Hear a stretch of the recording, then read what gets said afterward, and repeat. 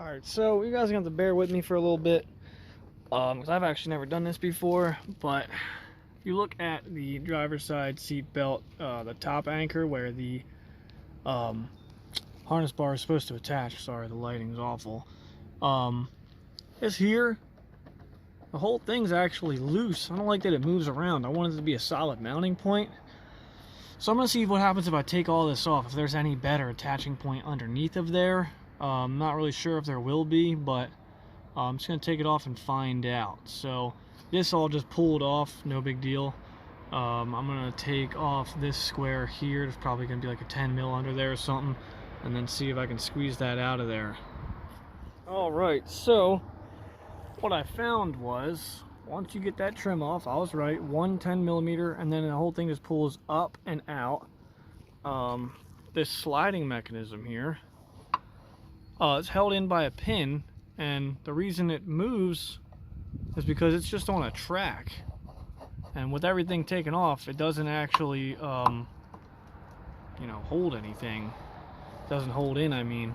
But the thing I don't like is this bracket is only designed to work for a 3-point belt. So I can't imagine why they want you to attach a harness bar here. Sounds like a terrible idea.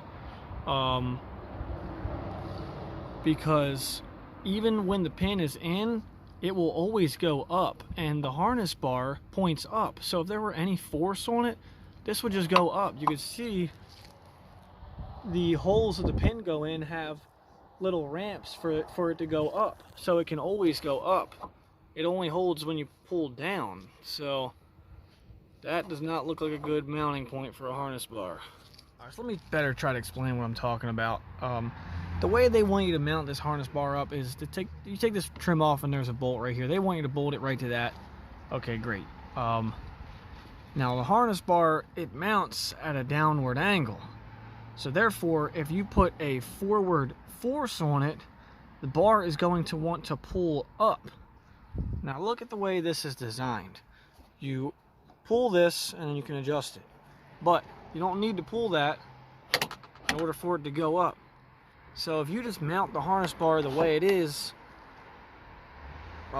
anytime there's a crash, this is just going to push up. The harness bar is going to come forward, and the angles will be so extreme that there's a high chance it'll fail. So that's why what I'm doing is taking this all apart and I'm welding it.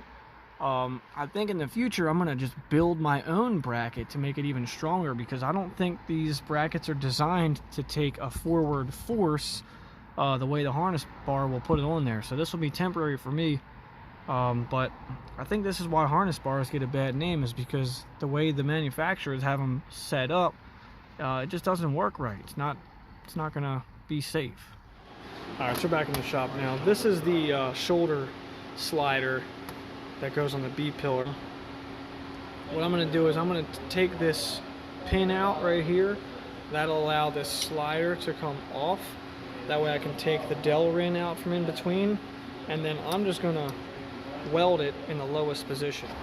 Okay, so here they are welded up. Welds look pretty decent, not bad. I'd say they're probably gonna hold. But yeah, so now obviously that can't move up or down, which is what we wanted. So put these back in, remove the rest of the seat belts, and install the harness bar. Alright, so now that we got the B-pillar mount set up, the next thing I want to do is remove all the old seat belts, because they're not going to be used, so they'll just be extra weight. Now those seat belts have pre-tensioners on them, which are part of the airbag system, and since we are removing those, we have to bypass the pre-tensioners. So I'm going to do that next. Alright, so got this lower trim panel off. It was real easy. You just got to pull up the door sills on both sides, just pop out the first clip, pull the weather stripping off just a little bit, and then you could just pull that thing straight off. It's real simple. So now we're going to remove the seat belt assembly and the pre-tensioner and work on that. So I still don't know what this is. I had to cut it off the seatbelt, off the passenger side. When this is not plugged in, airbag light comes on. So I'm gonna plug it in and then just like put it under the carpet or something. So no big deal. Alright, so a little update. Got the passenger side seatbelt out. The pre-tensioner, part of the airbag system, made a airbag canceller. This one happens to be a 2.2 ohm. Again, because this is an off-road car, we don't need all the airbag features because this car is not driven on the street. So if you've seen my airbag canceller video, it's the same thing except a 2.2 ohm instead of a 3.3. So I'm gonna get that soldered in and then start putting everything back together. Did the same thing on the other side. So yeah. Alright, so it was a lot of work, but got everything back together. You can see these threaded holes here. This is all welded up. There's no pins or anything holding it. It's just totally welded, solid. Same thing on the other side. So a lot of work to take the old seat belts out, the old pre-tensioners and all that. But I wanted to do it because I didn't want to have seat belts loose in here and all that. Now I still have the passenger side buckle. That's going to be tricky to figure out. I may just leave a little buckle plugged in there so it doesn't set off the chime, because in my other video, as you know, I have my passenger occupancy sensor bypassed, so it thinks there's always somebody in the seat. So now I can finally start installing the harness bar. Alright, so another little update. Got this thing put in here. You know, bolts are all still loose, but just wanted to show you guys. So they give you some Allen bolts. Those obviously going to fit in here because that's where the recess is. These bolts came off the car. They actually were not the ones that went there. They went to the bottom of the seat belt, but they are a 7/16 by 20 by 1 inch. Make sure if you're getting your own bolts at grade 8, at least grade 5, grade 8's preferred. And then the bars, the support bars, the skinny end goes to the top. You'll notice the holes are different sizes. This is a class 8.8 metric M10 by 1.5 by 15. The kit comes with class 4.8. That's just way too weak for my liking, so I got class 8.8. 10.9 is preferred. And then that bolt down there is also a 7/16 by 20 by 1.5 inches. I had to use some washers on either side of the bearing that's in there, the ball joint at the end.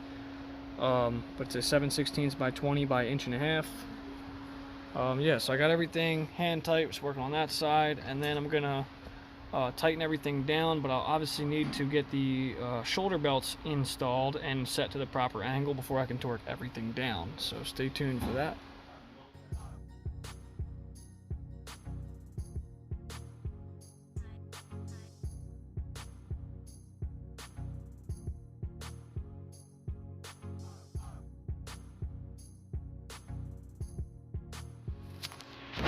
We have China's best level on the car, and the car is just about level. It's off to the left a tiny bit. Now, if I can reach that, come back in the car.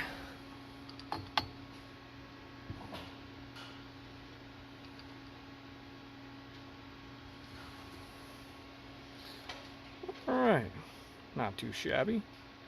Probably needs to go down on the right just a touch.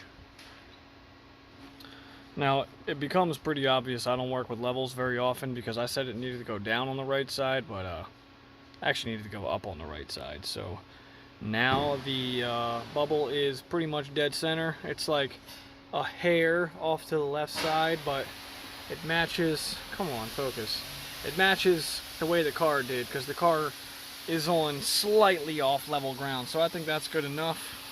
I'm gonna tighten everything down, and it'll be good to go, and then we can put the harnesses on. I used some 90-degree brackets from Jegs to fasten the lap belts to, because they want those mounted to the floor So you can see there, that's where the seat bracket mounts. There's a 90-degree bracket, and then the lap belt goes up around. Now on the passenger, or I'm sorry, on the right side of the driver's seat, it mounts to the transmission tunnel, so I just kind of made a bracket.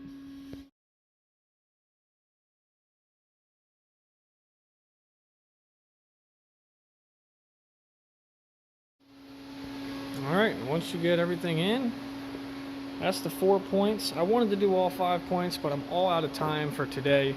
So I'll do the 5th point in another video. The seat's going to have to come back out. We're going to need to drill through the floor and then brace the floor for that. But, you know, for now, it looks good.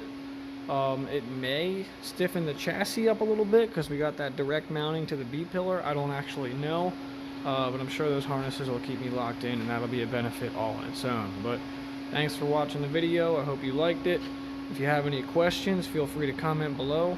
Otherwise, like and subscribe for more.